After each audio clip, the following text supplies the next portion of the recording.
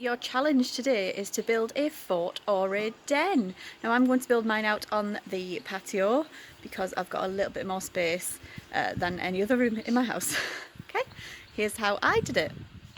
Here are some of the things that you might like to use to make your den. I'm going to use some patio furniture, some of my outdoor cushions, some of my kind of more nicer blankets and throws, and then maybe an old blanket and some pegs, dining room chair, and a clothes area. So let's see how I do.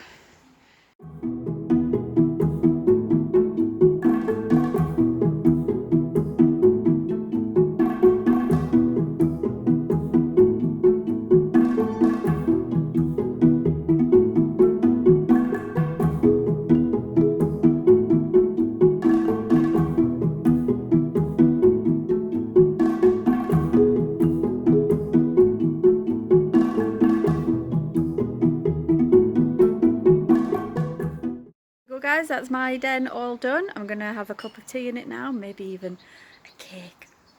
I can't wait to see what you come up with.